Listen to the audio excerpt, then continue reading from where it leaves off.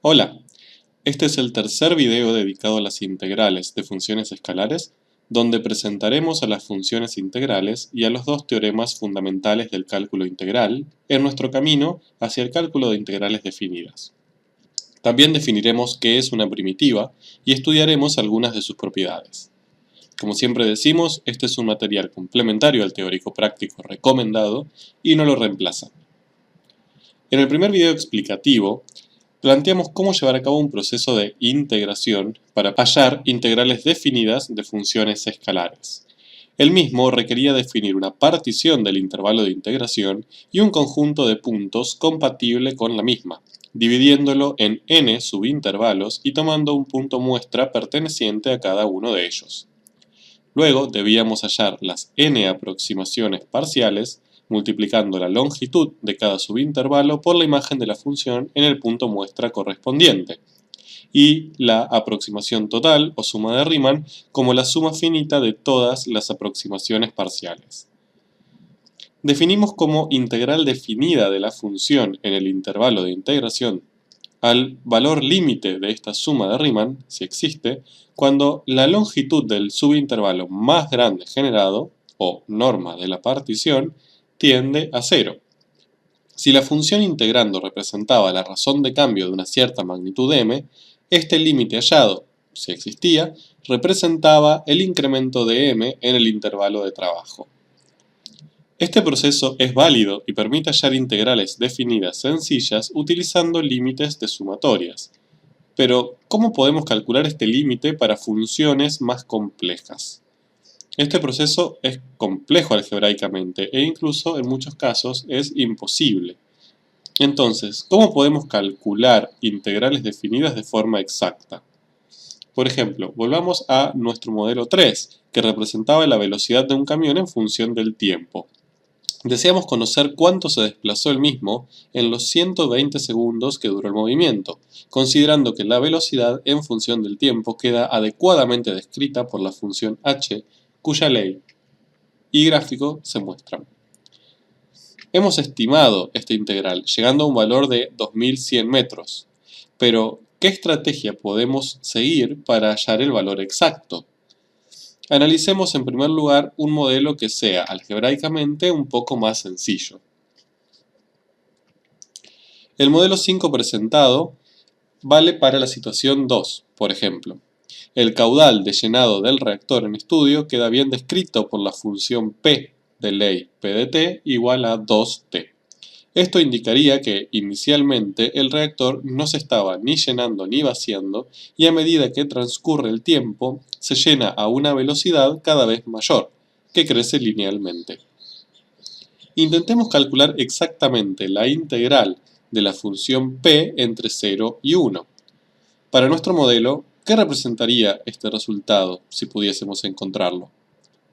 Como P representa la razón de cambio del volumen de líquido en el reactor en función del tiempo, la integral representará en cuánto cambió el volumen interno del mismo durante el primer minuto de llenado. Si realizamos el proceso de integración antes descrito, deberíamos hallar una función constante a tramos que ajuste bien a la gráfica de P en el intervalo en cuestión, y hallar una aproximación sumando el área de las regiones bajo cada tramo constante. Para calcular esta integral exactamente, la cantidad de tramos debería crecer infinitamente, por lo que la función constante a tramos coincidiría con la gráfica de P, y el área de las regiones bajo los tramos constantes no sería más que el área bajo la gráfica de P entre 0 y 1 en t. En este caso, podemos hallar fácilmente esa área, ya que es la de un triángulo. Por ende, será igual a la medida de su base por la de su altura sobre 2, es decir, 1 por 2 sobre 2. Así, la integral definida planteada vale 1, lo que podemos interpretarlo, en nuestro contexto, como que durante el primer minuto en el reactor ingresó 1 litro de líquido.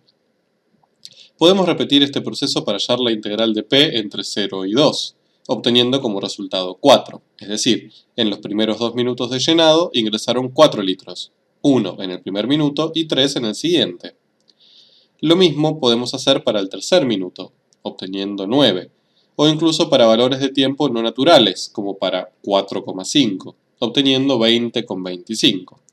De este modo, para este modelo algebraicamente sencillo, nos es posible calcular integrales definidas recurriendo al recurso geométrico del área. Analicemos lo que realizamos. Hallamos distintos valores de la integral definida de la función p entre a y b, obteniendo lo siguiente. Noten que el extremo inferior de integración a siempre se mantuvo constante, mientras que nosotros decidimos cómo variar el extremo superior, es decir, podemos pensar al extremo superior como una variable independiente que, al fijar en un determinado valor de tiempo, permitió hallar un único valor correspondiente a la integral de p entre a y b. Este valor podría pensarse como el de una variable que depende de b, y que representa el volumen que ingresó al reactor desde el tiempo inicial hasta el tiempo que fijamos. O sea, podemos interpretar este proceso como la aplicación de una función, que llamaremos p mayúscula, que dependa del tiempo final. Ahora, ¿cómo podemos expresar algebraicamente la ley de esta función? Necesariamente vamos a tener que usar alguna integral. En esta, el extremo inferior es constante y siempre será a, en nuestro caso 0. Mientras que el extremo superior es variable, y de hecho es ahí donde tendremos que situar nuestra variable independiente t. La función integrando será p, pero la variable de integración es t. Si es t, podríamos estar incorporando restricciones extra, innecesarias. Y además, lo que nos interesa de la función integrando es su forma algebraica, es decir, nos interesa que sea de la forma 2 por la variable, por lo que podemos plantear otra variable distinta que solo sirva para la integración, pero que no sea la variable independiente de la función p mayúscula. Ahora, lo que acabamos de plantear, ¿es una integral definida? Lo es si damos valores a t, pero la expresión escrita, en todo caso como está, sería una integral definida en un intervalo de integración con su extremo superior variable. ¿Qué es esto? Es una función integral, a la que definimos de esta manera. Si contamos con una función escalar f minúscula, integrable en un intervalo a-b, llamamos función integral a otra función f mayúscula, cuya ley viene dada como se muestra, y su dominio es el mismo que el de la función integrando. Ahora, conociendo esta definición, podemos repensar nuestra tabla. En esta los valores de b serían valores que asignamos a la variable independiente tiempo. Y la última columna corresponderá a sus imágenes luego de aplicar la función f, la función integral de p. Simbólicamente, ahora, la función integral f requiere para cada valor de t calcular una integral definida, lo cual resulta tedioso. ¿Podremos hallar una fórmula sencilla para hallar estos resultados sin necesidad de calcular las integrales definidas? Veamos. Como p es lineal y positiva, para cualquier valor de t mayor o igual que 0 que propongamos, podremos pensar en un triángulo cuya área será el resultado de la integral definida. Generalicemos este proceso. Si fijamos un valor de t, la imagen de la función f que le corresponda será la integral definida de p entre 0 y ese valor de t, que podemos pensar como el área de la región triangular por debajo de la gráfica de p, con t variando entre 0 y el valor elegido. Por ende, su base medirá t, su altura medirá 2t, de acuerdo a la ley de p. Y resolviendo siempre hallaremos como resultado un número igual al cuadrado del valor de t que fijemos.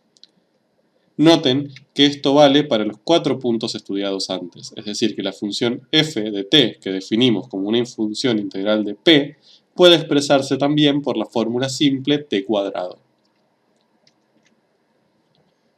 Esto es muy útil, ya que nos permite encontrar cualquier integral definida de una función de ley 2 por la variable independiente entre 0 y cualquier valor. Por ejemplo, hallemos la integral entre 0 y 6 de p. Simplemente tenemos que elevar el extremo superior al cuadrado, es decir, valdrá 36. Lo mismo si nos piden la integral definida entre 0 y 8 de 2m con respecto a m.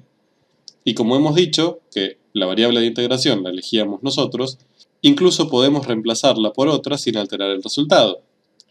Noten también que incluso podemos aplicar lo hallado a números irracionales.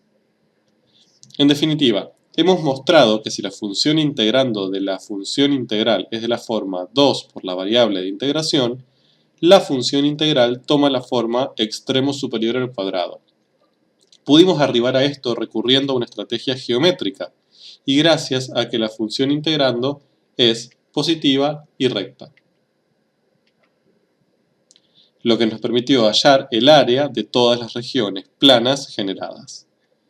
Esto podemos hacerlo con otros casos simples, con funciones integrando positivas y lineales. Por ejemplo, si la función integrando es 3m, podemos demostrar fácilmente que la función integral tiene la forma 3 medios por x cuadrado.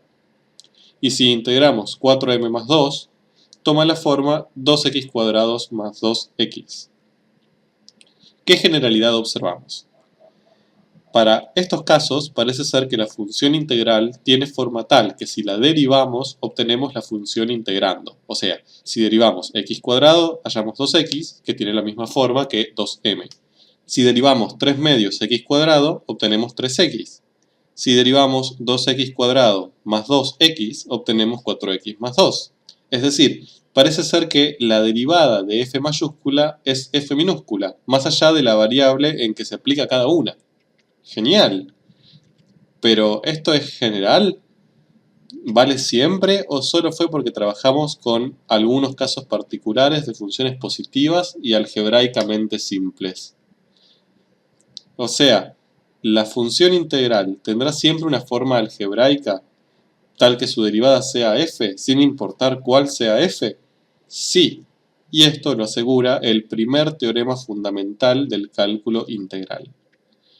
El mismo asegura que, dada una función escalar integrando f minúscula, integrable en un intervalo AB, entonces su función integral asociada f mayúscula es derivable y su derivada es la función integrando. ¿Podemos demostrarlo para cualquier caso? ¿Incluso para funciones sin signo definido o algebraicamente más complejas que una lineal? Sí, pero esto lo dejaremos para otro video. Focalicemos ahora en la potencia de este teorema. Nos dice que, si queremos hallar una forma algebraica sencilla equivalente a la de una función integral, sin necesidad de resolver las integrales definidas una a una, debemos, en primer lugar, analizar la función integrando, sin que importe su variable. Luego, buscamos una función de modo tal que al derivarla obtengamos esta función integrando. En nuestro ejemplo, una función cuya derivada sea 2x. Encontramos una conocida, por ejemplo x cuadrado. Por el primer teorema fundamental del cálculo integral, la función integral f tendrá esta forma, es decir, podemos expresarla como su variable independiente al cuadrado, t cuadrado. Apliquemos este proceso que propusimos a otro caso. Función integrando, buscamos una función f mayúscula cuya derivada sea la función integrando, es decir, pensamos por prueba y error qué función al derivarla nos da como resultado x más 1. 1 medio x cuadrado más x. Y mantenemos la misma forma, pero ahora con la variable t.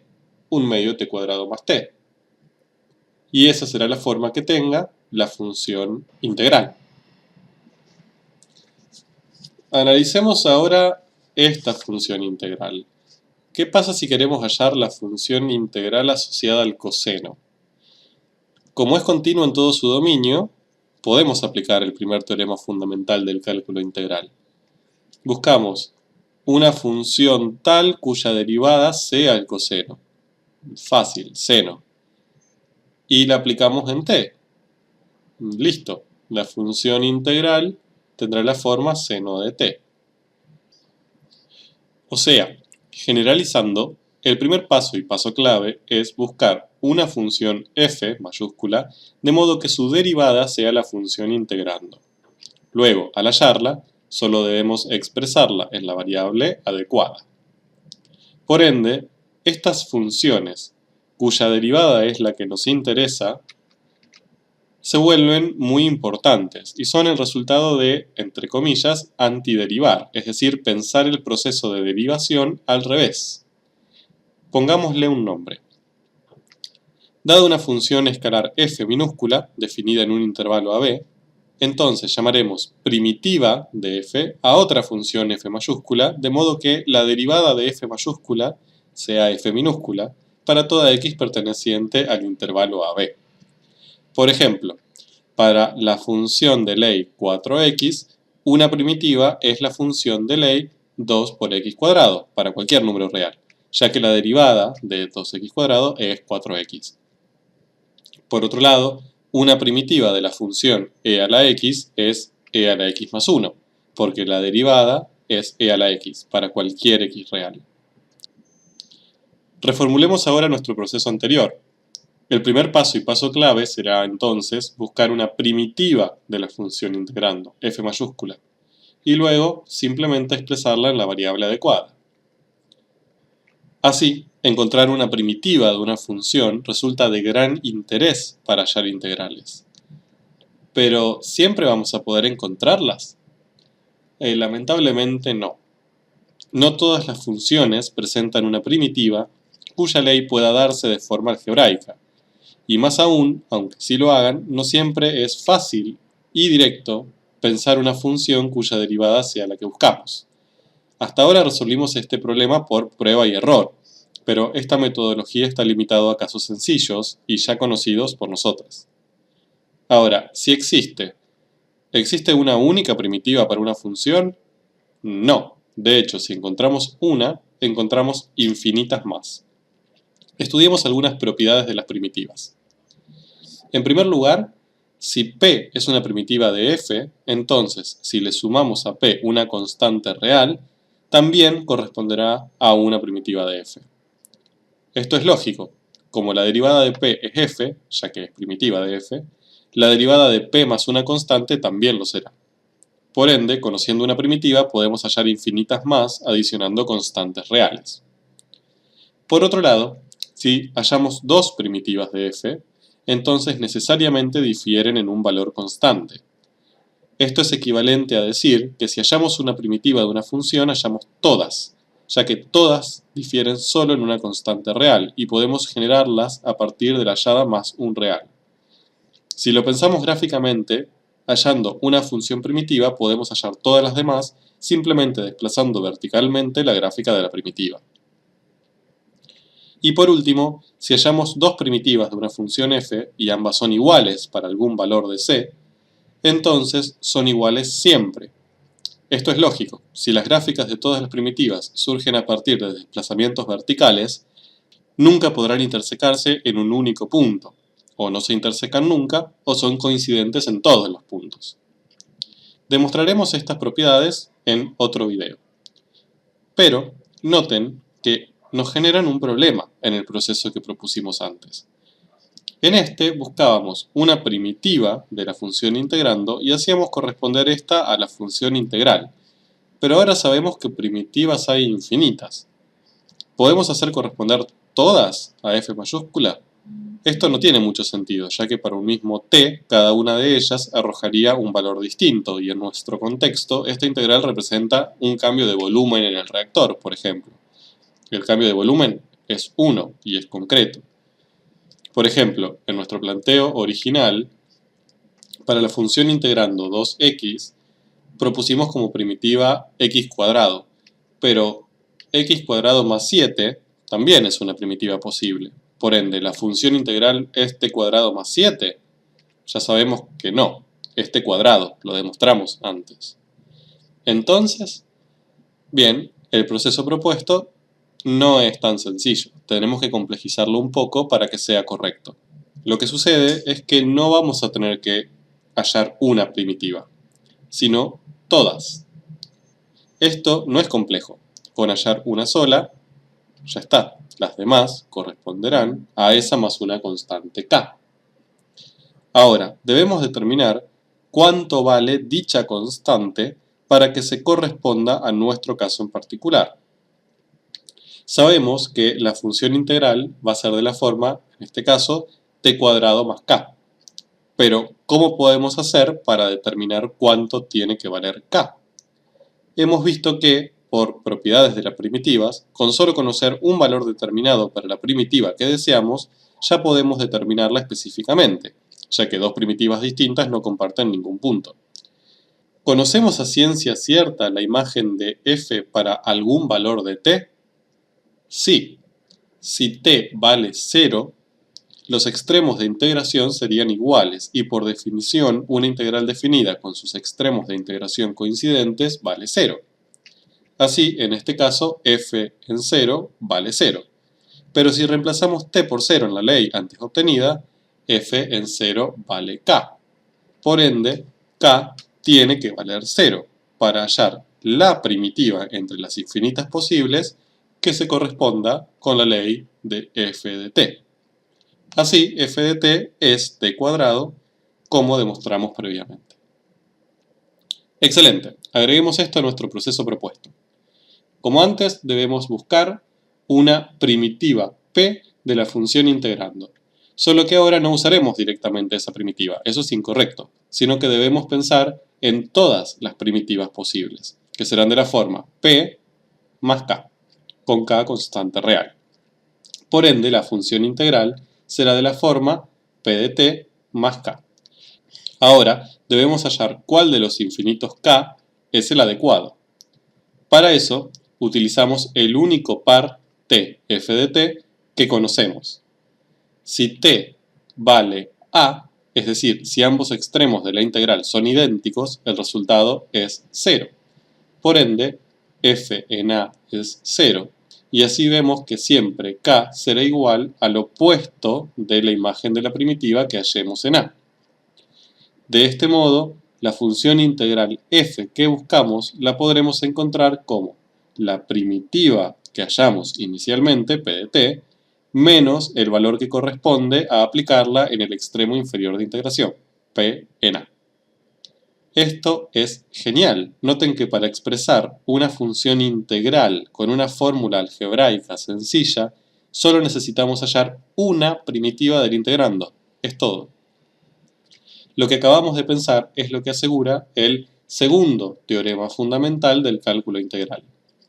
El mismo dice que si una función escalar f es continua en un intervalo AB y encontramos p, una de sus infinitas primitivas en ese intervalo, entonces su función integral puede escribirse simplemente como la resta entre la ley de la primitiva que hallamos y su imagen en el extremo a, y esto vale para cualquier valor del intervalo.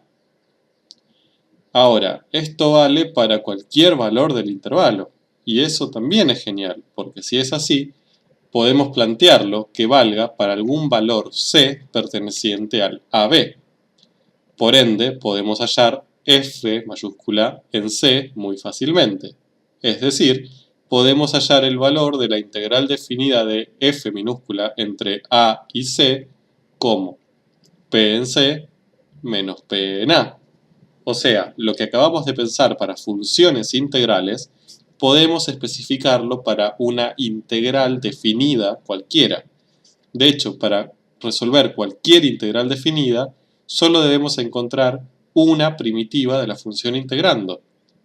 Si lo hacemos, el valor de la integral definida no será más que la resta de la primitiva valorizada en el extremo superior menos la primitiva valorizada en el extremo inferior. Muy fácil.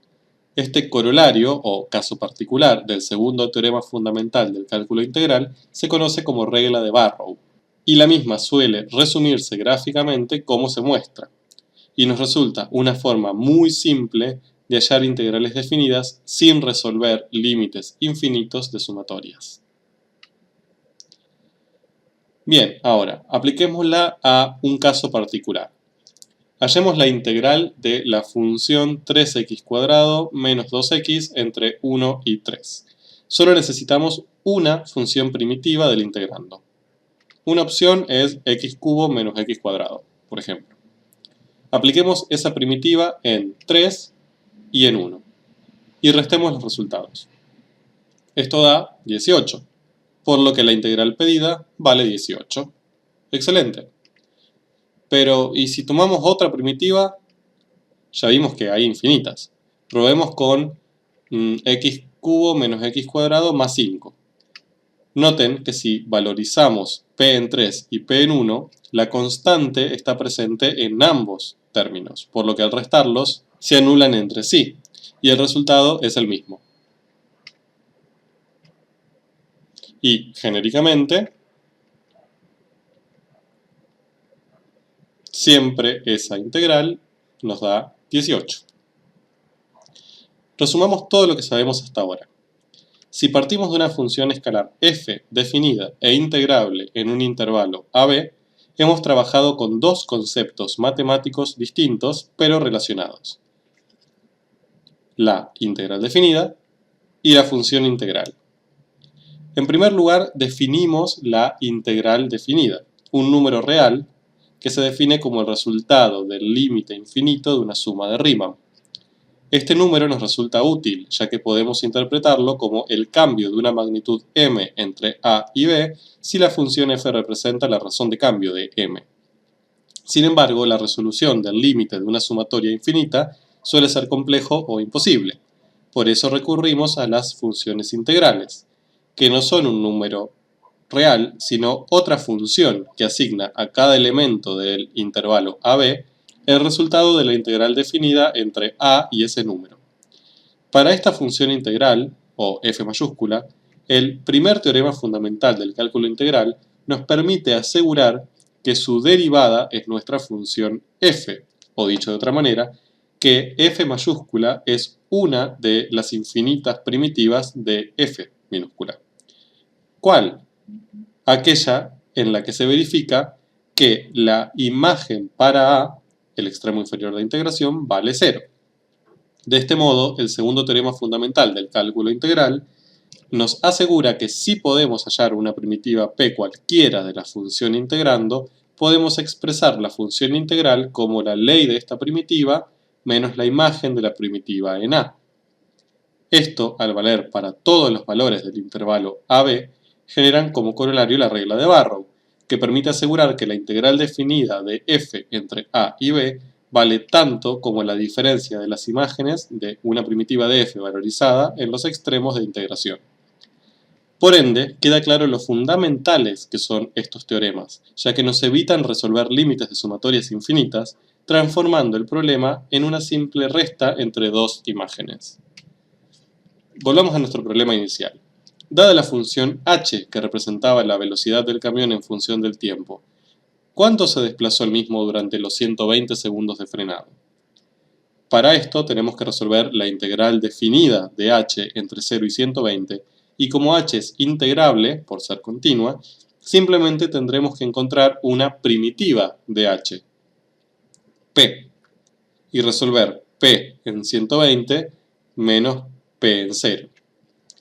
Pero ¿se les ocurre una primitiva para h? ¿Qué función derivada da como resultado t menos 120 al cuadrado sobre 288? Y aquí surge un nuevo problema. ¿Cómo hallamos primitivas? Responderemos esta pregunta en próximos videos.